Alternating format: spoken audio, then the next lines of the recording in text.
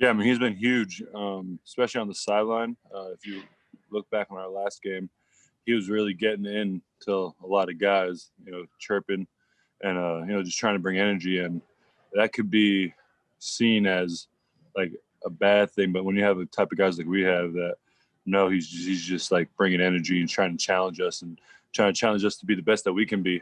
And we know he's going to go as hard as he can and be the best he can be. So, we feed off his intensity and it was took it in the right way. And so are you referring to like early on in the game as you guys were struggling a little bit on offense? Yeah. So and he was just. Go ahead. No, I was gonna say like early we were struggling as an offense and he did a great job of just challenging us and making sure we kept going. And I also wanted to ask, like, with expectations now heightened, I think everybody had high expectations coming into the year, the possibilities. But now I feel like they're even higher. How are you guys dealing with that inside the building? Like, what's the message inside the building from the leadership, the player leadership? I mean, things haven't changed, honestly. We expected to win that game. Our expectation hasn't changed. We haven't done anything yet. We still got to win the East. We're still in third place. So, I mean, not much has really changed for us besides being, whatever extra game or whatever it is ahead. But, all our goals are still haven't been met, and we got to still keep going. Awesome. Thanks, man. Appreciate it. Hey, John. Matt Bove here. How you doing today? Good. How you doing? I'm well, thanks. Hey, how much do you pride yourself on position flexibility? Man, there's whatever I got to do, man, to help this team. If that means sliding over to center for a couple series and then sliding back, that's what it means.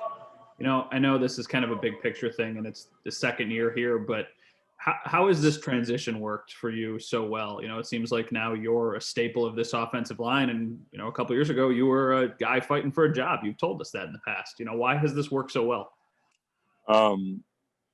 Man, even back when I was in Oakland, I believe I was a starter. I believe I was, top whatever guard, top center. I just believed in myself, and Buffalo's been a great place for me to show my skills and being around an organization that appreciates offensive linemen. It's been great. All of these, it seems like every week we find out about a new record that's being broke by somebody on the offense, whether it's Josh setting the franchise record for the touchdowns, Steph getting to 100 receptions, all these different things. Sometimes the offensive line doesn't get the love with those statistics, but for you guys, is there any gratification seeing all these other guys have success and eat? Definitely. That's what fuels my game, is watching our guys be successful. As long as I do my job, it's comfort. There's comfort knowing that as long as we do our job, that they're going to do theirs and they're going to make us look good. Thank you, John. Have a good week. Thank you. Hey, John, Matt Fairburn here. I'm curious what you've observed about Tyler Bass, as he's kind of been almost a guy you don't have to think about the last few weeks. He's really, come into his own. What have you noticed about him this year? That field will look like it was in. I'm gonna be honest. That extra point.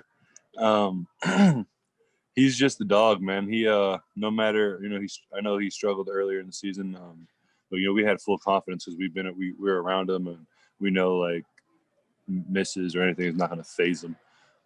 So just knowing that being confident, knowing that if we need him to win a game for us, we all have full confidence that he will get it done.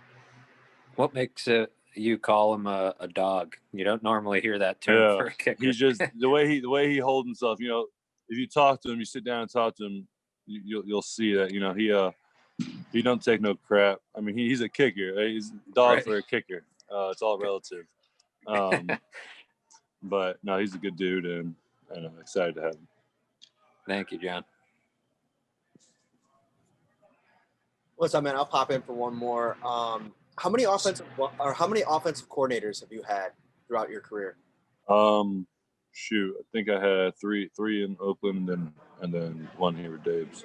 So yeah, that's what I figured. You probably had a few.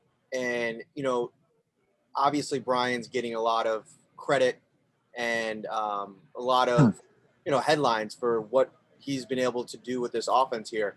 From your perspective, what's it been like to have an offensive coordinator that seems to be so involved in making you guys be involved and taking part in the offense? It's not just kind of like a dictatorship, if you will. It's huge. Personally, I've watched him. I've watched Diggs. I've watched Bees. I've watched. The list goes on of guys that go up to him and like, hey, Daves, I see this, or hey, Daves, they're doing this, and then Dave say, okay, and actually take their information and use it and change based on the information they get from the players.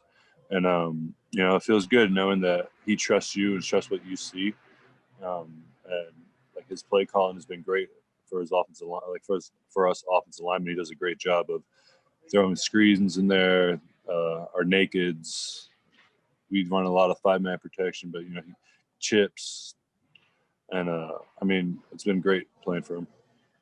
Do you have a favorite FaceTime memory with Daboll? I can't remember off the top of the head, but on the spot. How about that knockout with Holland and Sosa? I know. That got me wired for the game. Are you ready for Paul Mayweather? No, I'm not. I'm not watching that. All right. Thanks, man. All right, man.